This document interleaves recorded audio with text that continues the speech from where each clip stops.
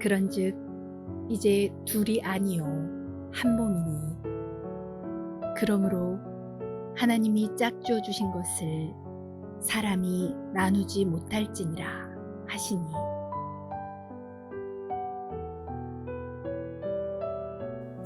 예수님 시대는 온갖 사회적 편견과 차별이 만연한 사회였습니다.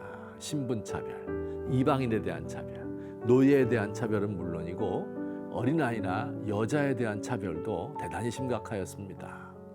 제자들조차 이런 편견에 물들어 있었습니다.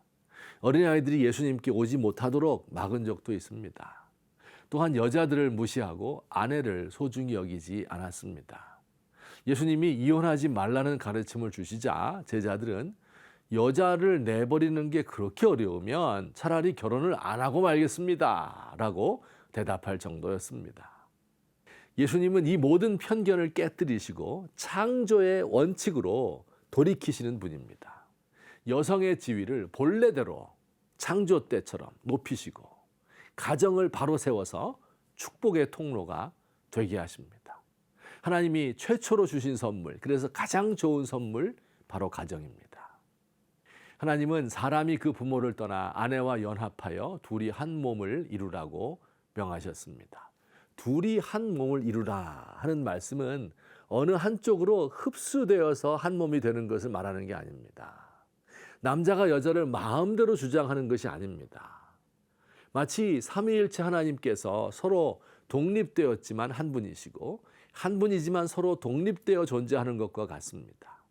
각각의 주체가 서 있으면서 서로에게 도움을 주고 교제하고 사랑을 나누는 것입니다.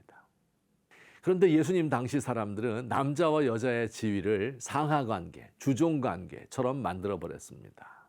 남자들이, 특히 사회적 지위가 높은 남자들이 온갖 이유를 들어 아내를 내어버리곤 하였습니다. 이런 사람들에게 우리 주님이 말씀하십니다. 하나님이 짝지어 주신 것을 사람이 나누지 말라고요. 성경은 원칙적으로 이혼을 금하고 있습니다. 하나님을 믿지 않는 사람과 헤어지는 것, 혹은 상대가 음행을 저질렀을 때를 제외하고는 이혼하지 않아야 합니다.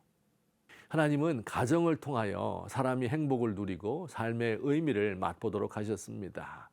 하루 종일 힘들게 보내어도 가정에서 아내와 자녀들과 사랑을 나눌 때 행복감을 느낍니다.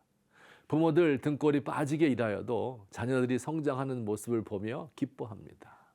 기쁜 일이 있을 때 가장 먼저 가족들에게 알리고 싶고 어려운 일을 만나면 가족들이 단결하여 사랑의 힘으로 헤쳐나갑니다. 그러나 역시 문제가 있습니다. 가정이 기쁨의 원천이 아니라 지옥과 같은 고통스러운 장소가 될 수도 있습니다. 언어적, 물리적 폭력에 노출되어 한 여성의 인생이 완전히 망가질 수도 있습니다. 이 모습을 본 자녀들의 가슴에 씻을 수 없는 상처를 남기기도 합니다. 이혼을 허용하지 않기 때문에 결혼하지 않은 채 동거하는 커플이 늘어나기도 하고 혹은 실제로는 이혼 상태면서 서류상으로만 부부인 편법을 택하는 사람도 있습니다. 성경은 원칙적으로는 이혼을 허용하지 않지만 실제적으로 이혼이 필요한 경우도 있다는 사실을 모르지 않습니다. 원리적으로는 하나님이 짝지어 주신 것을 사람이 나누지 못할지니라고 하시지만 성경의 다른 부분에서는 이혼 증서를 써서 아내를 내보내는 것을 허용하였습니다. 예수님은 우리 마음의 완악함 때문에 할 수 없이 아내 버림을 허락하신 것이라고 덧붙였습니다. 이혼 증서 없이 여자를 내보내게 되면 전 남편에게 돌아갈 수도 없고 재혼할 수도 없어 그의 삶이 완전히 나락으로 떨어지는 것을 방지하기 위함입니다. 이런 허용은 불신앙에서 비롯된 타협으로 생각해도 되고요. 그러나 사실은 천국이 완성되기까지의 현실적인 대안입니다. 만일 현실을 고려하지 않고 원리에만 충실하려 한다면 더 큰 악이 생길 수도 있기 때문입니다. 사랑하는 성도 여러분, 우리 중에 행복한 가정 생활을 하시는 분들은 하나님께 감사하며 남편과 아내를, 자녀들을 소중히 여기시기 바랍니다. 깨어질 위기에 있는 분들은 하나님이 짝지어 주신 것을 사람이 나누지 못한다 하는 원리를 생각하며 재고, 삼고 하시기 바랍니다. 이미 가정이 깨어지신 분들, 우리 자신을 돌아보며 새로운 길을 열어주시기를 위하여 기도합시다.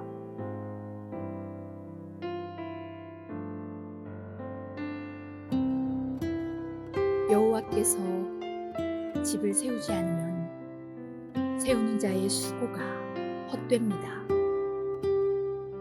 남편과 아내들이 사랑으로 존중하며 한몸 되는 법을 배우게 하소서. 부모들이 주님께 순종하듯이 자녀들은 부모에게 순종하게 하소서.